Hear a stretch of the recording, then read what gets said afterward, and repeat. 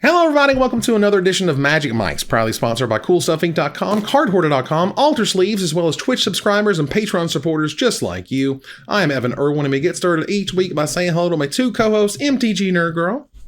Hey guys. Ruben Bressler. Hey, how's it going?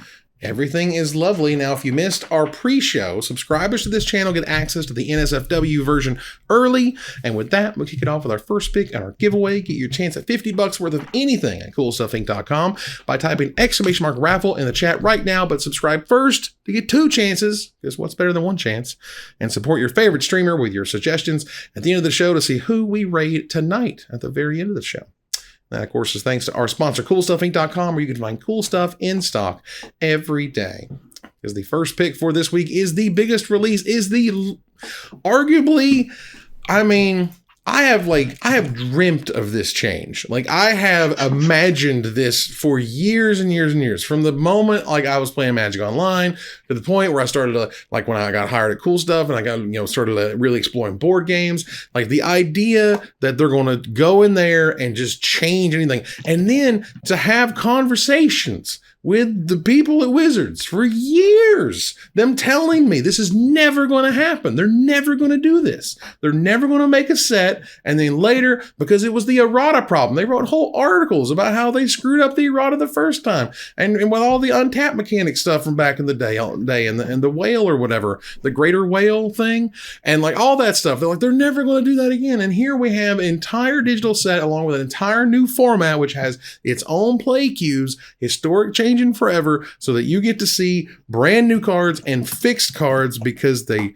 went a little far with some of those cards like Goldspan Dragon and Luminous Aspirant and all that stuff. But the format, I have been playing a little bit today, as much as I could after work, and it was a lot of fun. I've been fairly impressed by the power level in these is high as you'd expect them to be. They want you to cash in those wild cards, but they do give you a bang for the buck. I liked it.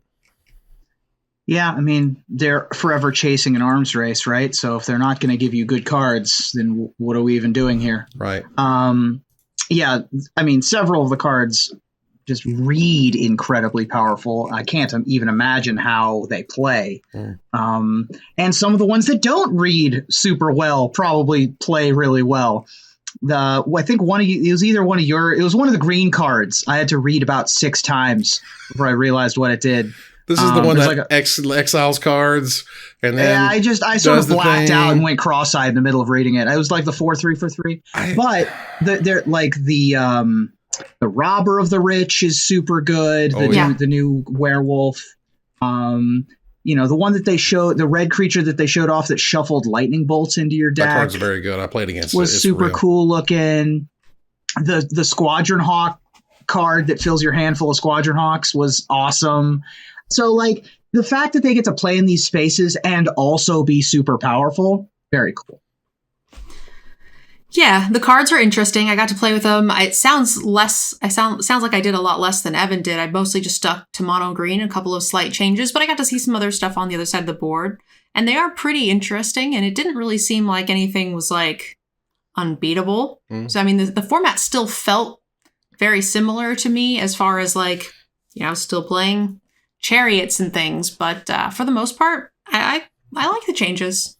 Yeah, the Rahilda 1 Cutthroat is the red mythic, and it is the truth. I'm telling you, that card is so sick.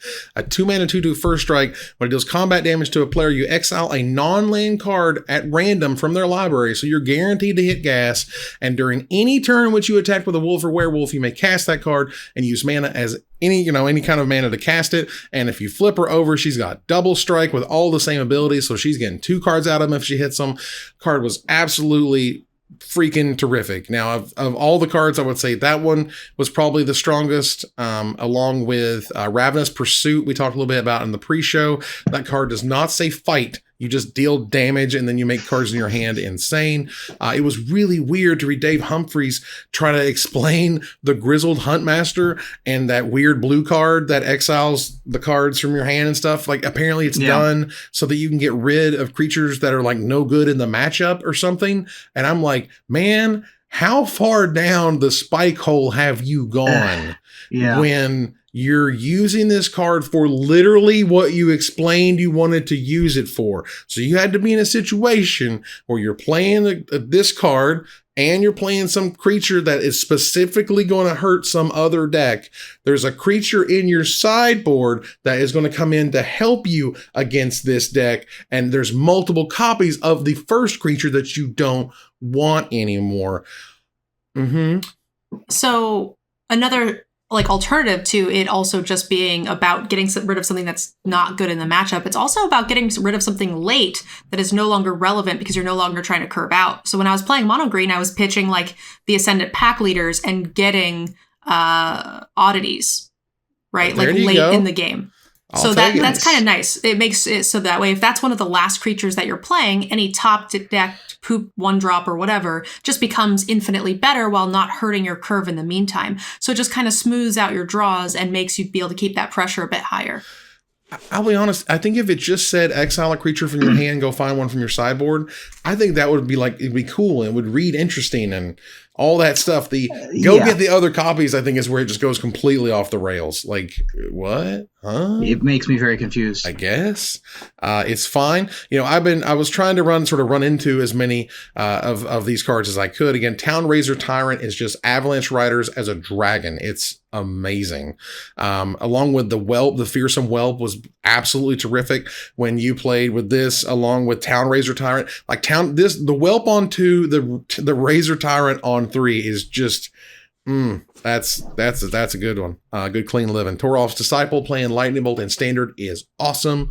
I thought that was great. And Blood Rage Alpha I had a really good time with because it just gives, you can play that all creature werewolf deck, but it gives you something to do. It allows you to actually interact with your opponent and not just hope that your stuff is bigger and scarier as a result.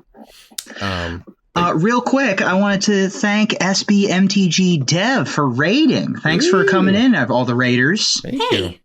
Welcome to our news show. So we're talking about all of the Alchemy cards and what little experience we got with them. I played a little bit with Sap Vitality and the Mono Black Zombies deck because that card did fantastic there and was great. My Ebon Death was an 8/2 for the rest of the game, which was super cool. I just kind of been keeping my eye out. Somebody did play Garruk Wrath of the Wilds against me, and it was very good. Really enjoyed that one. And again, Tenacious Pup being, in my opinion, better than Ascendant Pack Leader, which was it just blew my mind. Because I was playing with Ascendant Pack Leader, but what would happen is I would play against the stupid pup. My Ascendant Pack Leader can't attack into it, and whatever they played after it got absolutely ridiculous. And it just rolled me over, and it was crazy. But otherwise, yeah, I'm having fun with it. People can hate if they want. I mean, it looks cool. Yeah. The hate for the format is really interesting. I could see not liking it, but then the only valid argument that I've found so far is that they just don't want it to affect Historic, which I get. But I mean, I don't think, they've said several times Historic was always supposed to be a digital first format. Pioneer, it should go Standard, Pioneer, Alchemy, Historic. That's just the way it's supposed to be. So I hope people will come to terms with that. But in addition to that, I've seen so much hate for the format with stuff that just doesn't make any sense. I had someone commenting about how it's taking away from paper. It's less paper. And I was like, how? There's more paper product printed now this year than ever before. Right. So how is it less? And they're like, well, they're giving something to online players that they're not giving to us, and that's not fair. It's like, how is that not they're not taking anything from you. They're giving something to them. And they're like, that's like giving lunch money to one child and not to another. And I was like, where are you getting these arguments? Yeah, no. Your analogies don't make any sense. By that logic, they can't make a movie for any franchise without making one of every single franchise at the same time. And this was a true, I had to stop responding to these. And I've gotten so many comments and so many just absolutely off the rail, belligerent, screaming people about this format than any other thing in Magic that in the last 5 years. It's wild to me because when we did the live pre-show last week, and Evan was like, we got to watch the stream, guys, while the pre-show is happening. We got to be there for the biggest announcement of all time. And I'm just like, am I the only one that's like, I knew this was going to happen, and so I don't think it's that big of a deal? and to see the reactions of people who, it's like they've never lived through the end of Magic before. I knew how big it was going to go over. I knew people were going to go apoplectic, crazy as to it me. were. Yeah, they're just like this. It's been a long time since people with like straight faces have said this is going to kill Magic. It's been since Walking Dead Secret Lair, right? It's been largely since the Walking Dead Secret Lair. I mean, people are calling this gatekeeping. Like they're gatekeeping from paper players now and stuff like that. It just doesn't make any sense. Like that's not a word. There's so that you can use there. Much wrong with the just blind hatred that people feel for this format without any logic whatsoever. Right. I think I want to say I read something about them incorporating some of the alchemy stuff into the Mastery Pass, which I think would be a fantastic idea. And the other, just trying to get some more alchemy packs, I think is one of the biggest issues. It's like after a minute, you got to buy it or you're out, or you're going to have to get lucky or whatever, opening wild cards elsewhere. I agree with that. I think that they need to work on how to get alchemy cards out, because there's no drafting, there's no sealed, right? There's no good way to get it other than just buying packs and cracking packs. Right. Which is going to give Marshall Sutcliffe conniption fits if we just open packs and don't draft with them, right? So there's a reason I have 400 on my account that are unopened. Exactly. So, again, this to me, the real question is not this first release at all. I don't think it is. I think the real question is what happens a year from now? What happens in December 2022? How are we talking about alchemy? How are we talking about standard? Are they so completely different that they're just different animals? You know what I mean? Like, you're just not, that they really are different formats. Right now, I would argue it's like a tweak, right? It's a little bit different than standard, right? You got some cards that are pushing you in directions, some different power levels over here. Nothing's too crazy. But a year from now, you're going to have 100+ digital cards of God knows what variety, rare and mythic, and they're going to do all sorts of crazy stuff. So, Nerd Girl, you played mono green, right? How much different did it feel playing the alchemy mono green deck in the alchemy metagame, whatever that means right now? Not terribly. I mean, I played with the new Garuk and I was pretty unimpressed by it. I was impressed that I did see a lot more red floating around than we have lately. Yeah. As to Evan's point of, the format being drastically different, I don't actually know if that's going to be the case. Because if you can assume that each set in both alchemy and paper have the same amount of or percentage of relevant cards, let's go back to complete reset next rotation. So we're going to have X number of sets. We'll have X number of, each set's supposed to have 20 to 30 on average, right, of the alchemy only stuff. So the percentage of alchemy cards when you have only 4 sets in is going to be the same percentage of alchemy cards when we have all of the sets in. And the same percentage of each should be reasonably relevant. Yeah. Now, there will be archetypes that just don't exist in one format or the other because there's some crazy card or whatever. But I think that percentage should be roughly the same in the beginning as it is in the end because there are just less cards of both. Well, I mean, first of all, do note that it's not necessarily a bad thing if they are completely separate. I'm not saying that's good or bad. It just is what it is. I just feel like they are going to be very unique animals that don't look anything like each other a year from now. That's fine. It just is what it is. I think that was the point. Yeah, exactly. Well, and it could also just get rid, if there's anything they could do to just make standard, fresh and unique and exciting, get me excited about the monthly update that you're going to do. Tell me about it. Right. You've been paying attention to it. This thing's going to go a little bit down. This one's going to go a little bit up because we've seen this archetype. It's almost there, but it's not quite there. I hope they really spend some time with that because and that makes me excited. Great. Yeah, you can make standard really fun. Now that you have the tools, this is what they always wanted. And the people who are like, if you didn't see this coming, blah, blah, blah, I'm like, man, hindsight's 2020, man. It's real easy to see it coming when it already happened. And there's also some. I mean, I understand that I said that, but there is also something to be said for actually doing it. Mm-hmm. And I can say, I saw this coming a mile down the road, and still be surprised when it happens. They do it. Yeah. Exactly. So it's just like secret lairs, just like foil cards back in the day. We knew they were going to do it, but when it happened, it was a big deal. Yeah. So I mean, we'll see. You know, is this they're going to spend less time with play design and standard because now they can kind of go back and fix things? No, I don't know. I mean, I don't think that's the case. I don't think so I think either. that this is they're going to spend the same amount of time. Mhm. This has nothing to do with the preparation for the set. I think nothing is going to change with research. Nothing is going to change with development. Nothing is going to change up until set release. And then they're going to be like, all right, now we've got to tweak some knobs with Alchemy. I'm kind of in the middle camp. So what if the other side of that or third side of that is maybe you're right. Maybe they don't take away from anything, but with Alchemy being in the mix, it affords them a certain amount of flexibility or risk. Like they can have more risk with their set design and development because they know they can go back and fix a thing. They're like, I don't know if this is going to work or I don't know if this is a reasonable mechanic, but it allows them to actually try. They can swing for the fences a little bit more without it like blowing up the entire game, which is what would happen typically in the past. So they have to be very like risk adverse, right? Yeah. I'm really curious how long it takes before we get to the point of a card is banned in standard because it is so drastically changed in Alchemy. You know what I mean? Like they had to fix it so hard that they don't leave it legal in standard. Like an Omnath situation. Like right, an Omnath or you're an not going to get to play with Uro, Omnath, right? Agent of Treachery. Right. I think that's still going to happen. Yeah, We're still going to have I'm just curious cards how long. that get banned in standard, but like I think the ban cycle in standard is going to be pretty normal. I think that's going to continue as is. We might have more bans if what I think is going to happen is that they start to play more risky with their set designs. Then we might just have more bans. And that gets complicated too, because that is a paper problem where people are going to lose confidence in buying physical paper packs if they start banning like they do in Yu-Gi-Oh.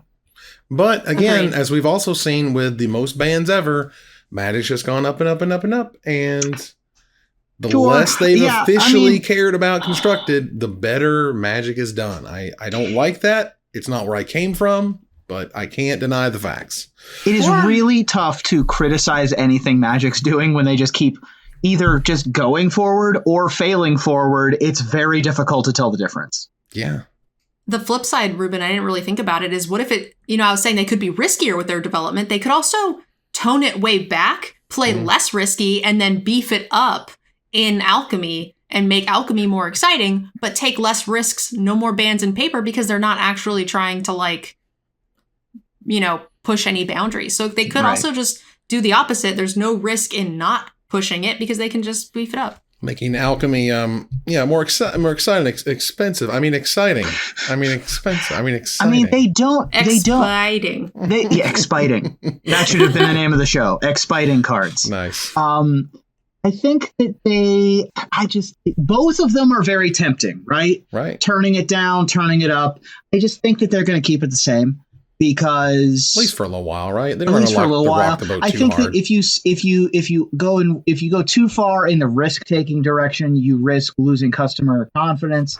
If you go too far in the Mercadian Masks direction, toning down Standard's power, then you make Standard kind of boring and people don't want to buy the packs. So I think that is a nice tool in their tool belt now. I don't think it's going to change the way day-to-day business is run. Well, we move out our first pick to gather the townsfolk. Thanks to our sponsor, cardhoarder.com. Let's bring it up here on the screen for you guys.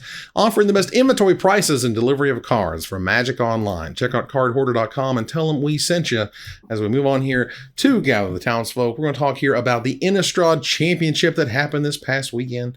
I'll be honest, I didn't watch a whole ton of it. Did you guys watch any of the Innistrad Championship? I was pretending to be somebody else in the middle of the woods. I'm not going to lie, I didn't even know what was happening. Well, neither did a lot of other people. I tuned in for a second, and there was about 7,000 viewers or so. How much of that was embedded, though? You don't know how much that was embedded. We're not sure. I didn't look that far, quite frankly. That said, congratulations to Yuki Ichikawa for winning the event. Kudos to that guy. Did a fantastic job from all I can see. They recreated the stupid cat oven deck now. Right. Because I hate that deck and I ran into it immediately in the historic queue the second I saw it on a stream. So that sucks, but it's fine. But yeah, I don't know. This is one of those things where as they've wound it down over and over and over, as like there was and we'll get to it here in a little bit, as there were multiple events happening on this very weekend, it was easy to tune out, quite frankly. And again, we'll talk about some of those factors later. Yeah. I mean, I think that it's not surprising that the numbers are down. I mean, we didn't even really talk about it in the lead up, not just us, but anyone really talk about it in the lead up. So it's not terribly surprising that it wasn't particularly popular. It is cool that Golgari Food won. That's a fun archetype. There's no competitive play. Right, exactly. How am I going to get excited if like it leads to nothing, it does nothing? Who knows if anything will ever come of anything ever again? I mean, so like, yeah, it's leading to a Worlds, and then but there's no Worlds the next. At least there's nothing announced for the year after. So, and there's no pro points. There's no sort of chase going on there. I don't even begin to understand how the leagues are working or are supposed to work. That was just a. And even if they do, they're going to restart it, right? Right. And they'll pick and choose who they want. It doesn't like. Yeah. Which. I'm not necessarily opposed to, but it's real hard to get excited about it if they don't announce something.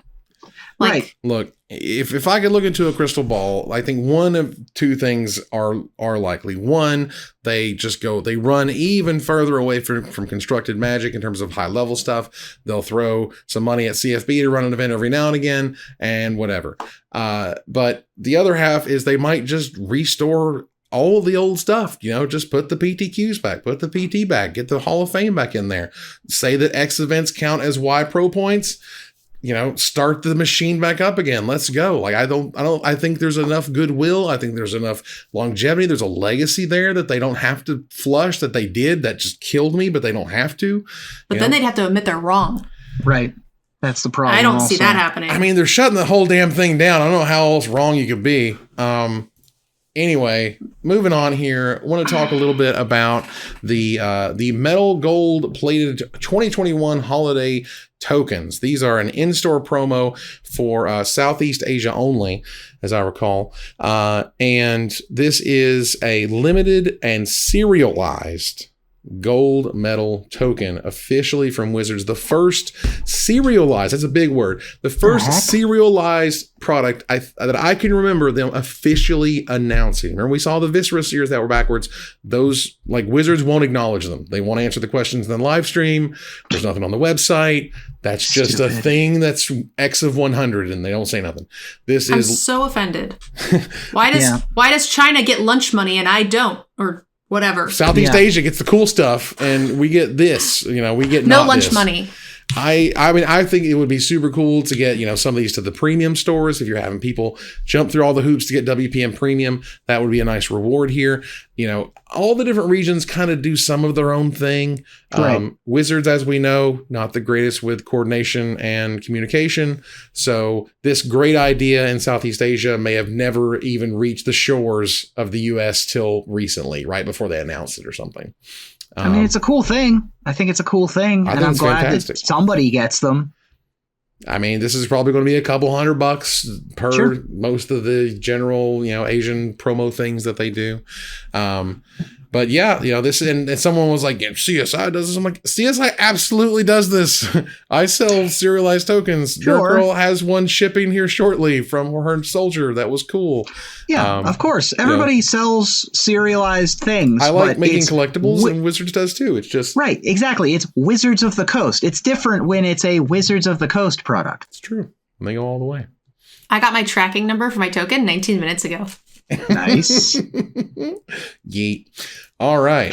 Let's see here. Going to move on here. Move on to Desperate Ravings. Check out our altar sleeves. Go to altersleeves.com and support the show by using the code MAGICMICS for 5% off anything in the store, including exclusive sleeves featuring the Magic Mics crew at altersleeves.com/MagicMics. So, they called me crazy.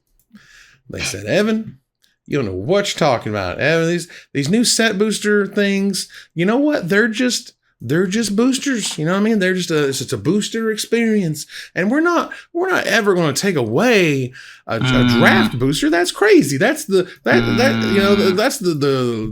ground on which the entire game has been built. That's the bedrock. That's the core of the game.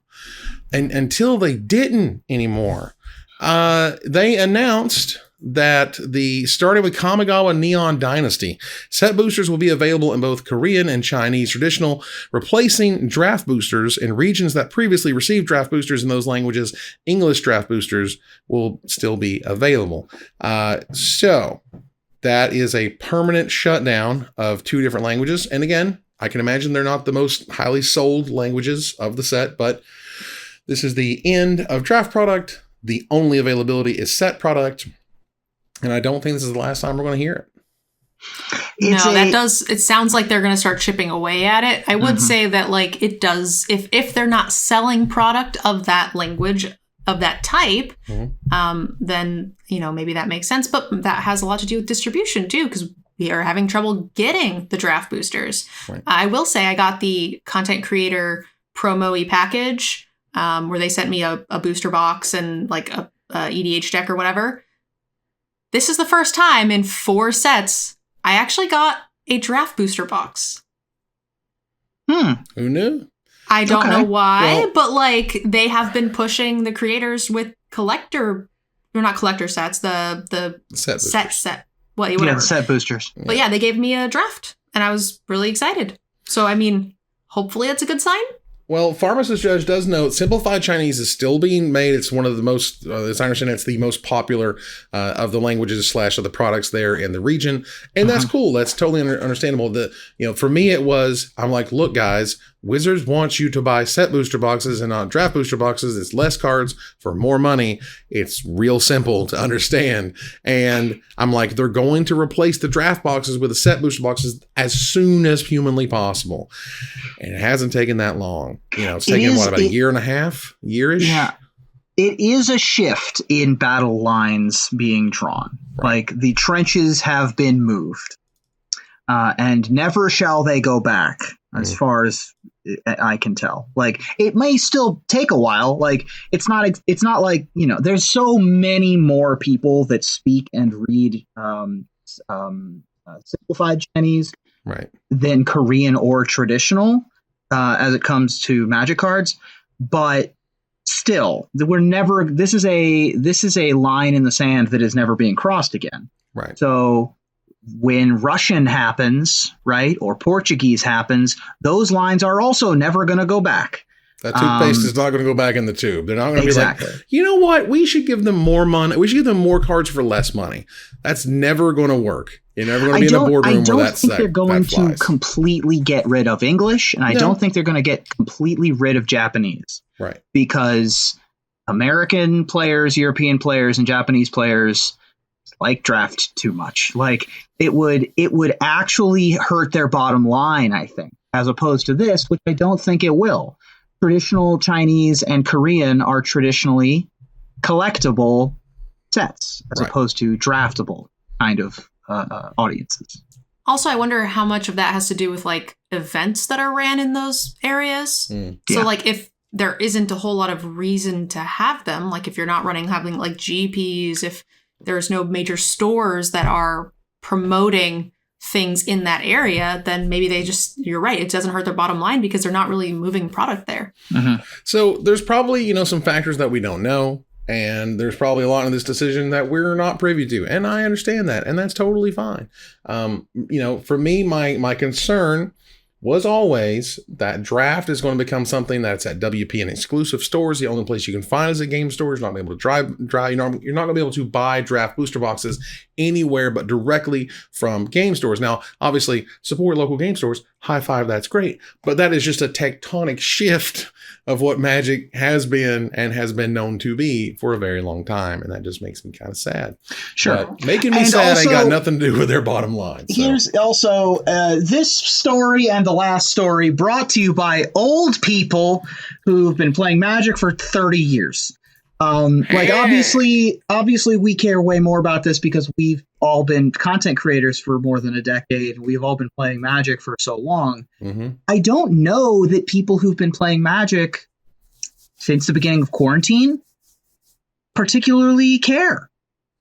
So, I mean, it is big news, and we want to give you the context for why we think it's big news, right. But it's not going to affect the regular player down the street at the local game store.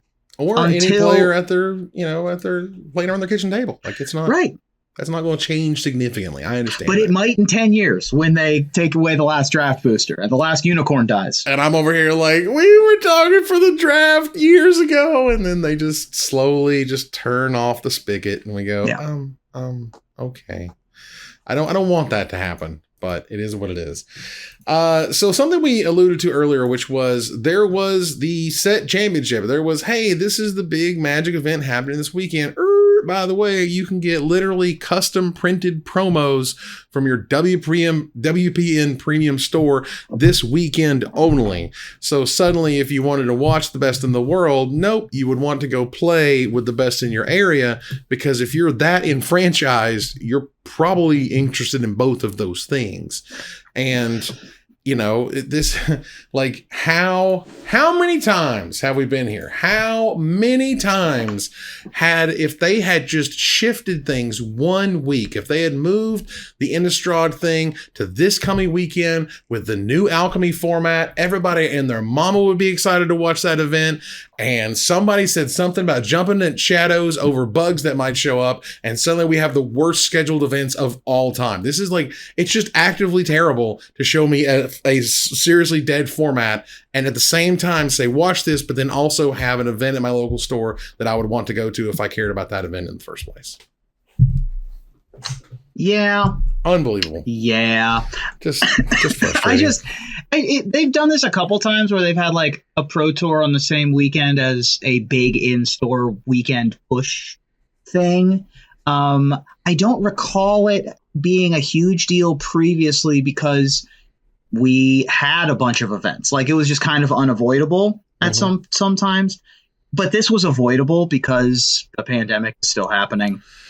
The pro scene is non-existent anymore. Like, we could have avoided this. There are 50 to 75% fewer in-store events and 90% fewer pro events. And the draft thing happened too. The draft open on Arena happened this weekend as well. That's fine. I don't mind that one being the same weekend as an event. It's not as bad, no. Yeah. It's just, look, if that's going to be your thing, you can make it exciting.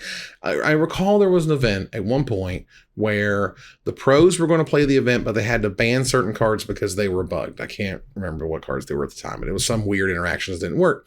And I can imagine some hubbub was made about that and something, don't embarrass Arena, or this is setting us up to make us look foolish or something. I don't know. But at that point, forever, we can never have events that are happening either the same week or just after that week with the new stuff. And it sucks every time. And it sucks all the excitement out of the event every time. You're like, do you want to hang out for many hours this weekend and watch a dead format you're not going to play in 4 days? Like, huh? Yeah, the excitement there is definitely a bit lost. But I will say that sometimes, like, the client is just not up to date with what they want to do. This is a bit dated now, but when I was at the Mythic Invitational, we had headphones on and we had to announce with at least 20 seconds notice if we were going to flash a creature in. Because at the time, if you flashed in a creature, the client would move past, they would automatically move them into like their block steps, right. I guess. And they couldn't respond. No.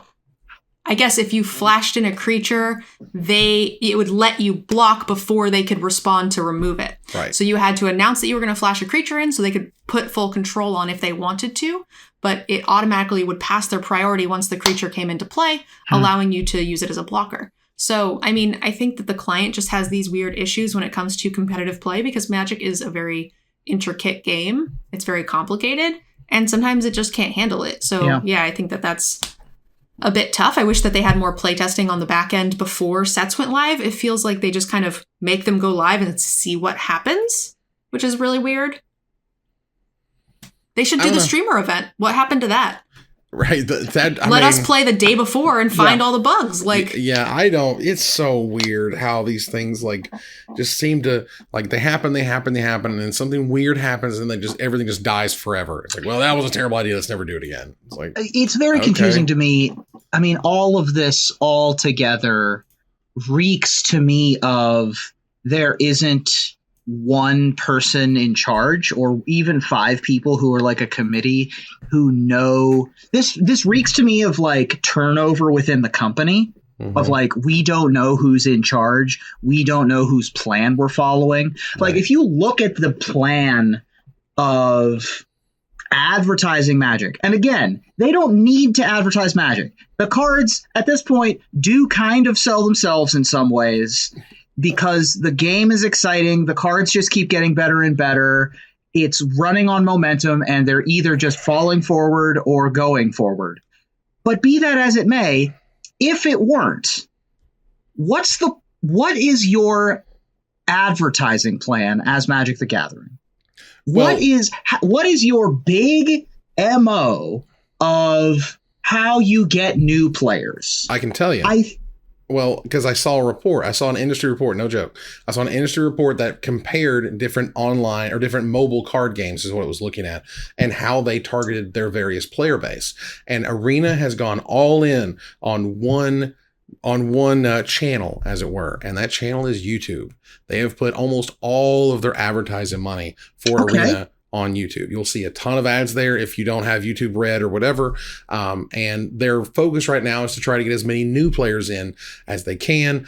To me, it's just like they just don't care about burnout whatsoever, because the harder they've been burning, the brighter it's been getting. But they've also burned a lot of advertising dollars. The numbers they were showing in that report were like many millions of dollars on YouTube ads. So, okay, so that's the plan. The plan is YouTube ads. This still doesn't really explain. I mean, it explains why there's not a streamer event, because most streamers stream on Twitch. That's just a fact, right? Sure. So, but it doesn't really explain why they didn't just say stream on YouTube. That's a thing you can do. That's a thing. Most of us can't. Yeah. Oh, most of us can't? Partners on Twitch can't. Right. But you can if you're a partner on Twitch, right? So you're cut off there. And the large YouTube people, like, they don't want to work with the professor anymore, and at least it don't seem like it. And there's some other YouTubers I haven't seen really anything official in a while. But again, that to me is like, I saw an industry report that said they spent a bunch of money on YouTube. We see people in the chat saying they see a lot of ads on YouTube for Magic. Okay. You know, that's probably the best we got currently. Well, this makes sense then. Yeah. So their plan is traditional YouTube advertising to get new players. They're trying to get that new player churn in there. I mean, I skip a lot of ads on YouTube. I mean 10 years ago, Wizards was like, we're going to focus on getting new players in the game. And then, like, as time has gone on, as digital client has gone on, they've gotten more and more into, we need new blood. And part of the reason I think Magic's been around 30 years, at some point, you want the new blood to be the old blood, and for the old blood to not run off because you pissed them off with all the new blood decisions. Yeah. Question mark. Don't know. Can't say. And you can't. And look, the last thing I'll say on this is like an axiom of everybody's a genius in a bull market. All right. Everyone looks like a genius when everything's selling. Everyone looks like a genius when everything's working. And if things stop working and fingers get pointed and things blow up on launch pads, it's going to be ridiculous and it's going to be gross. And we'll see if that happens. I mean, I don't want them to fail, but, you know, I also don't want bad decisions to be rewarded. Mm-hmm. You can't have it both ways sometimes.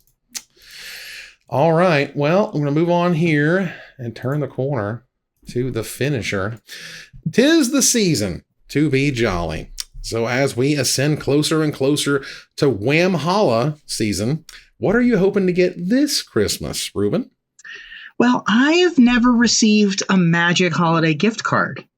Now, I'm not expecting to receive one per se, but I certainly wouldn't turn one down. But what I'd like the most isn't a Christmas card from Magic the Gathering, but instead a Hanukkah card. I would absolutely love a copy of 8.5 Candles. Oh, very nice. Nerd Girl? All right. Well, December is my birth month. So my wish this year is the same as every year, or every Sagittarius, to get a separate birthday and Christmas present. Because they always lump them together. Mm-hmm. My daughter is born on Christmas. One of my daughters is born on Christmas Day. That's a thing. Well, look, you should just tell her that she was born in June and then just... Well, it's funny. We have a half birthday for her in June where we have a birthday cake and party stuff that we just do in June. Anyway, I have no real use for turtle doves and partridges and pear trees. So all I want for Christmas is YouTube subscriptions to the Magic Mike's channel. Hey! Air horns. And that ends another live episode of Magic Mike's. Thanks for joining us here to discuss all things magic. Thank you, Nerd Girl. Thanks for having me. Thank you, Ruben. Good night, everybody. Move on here to our final slide. I want to thank our sponsor, CoolStuffInc.com, our co-sponsors, CardHoarder.com, and Alter Sleeves. Use the code MagicMikes on AlterSleeves.com. My co-host, Nerd Girl, and Ruben Bressler, you guys for watching or listening. I hope you support us at Patreon.com/MagicMikes. Please follow, like, tweet, favorite, share, subscribe to everything social that tells people we exist. Catch us online on our Discord, Twitch.tv at Magic Mikes, on Twitter at Magic Mikes Cast, our Magic Mikes subreddit, and like the Magic Mikes page on Facebook. Or join us here next week, same time, same place, for another episode of Magic Mikes. Good night, everybody.